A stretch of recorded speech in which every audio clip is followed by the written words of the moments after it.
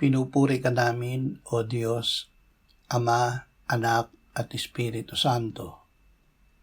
Salamat, Ama, na ibinigay mo sa amin si Jesus na iyong anak, na namatay para sa aming kasalanan, iyong muling binuhay, iniakyat at iniluklok sa iyong kanan sa langit.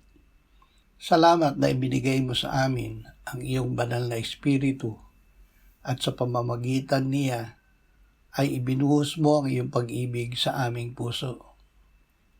O Espiritu Santo, palakasin mo ang aming panloob na pagkatao mula sa masaganang kaluwalhatian ng Ama.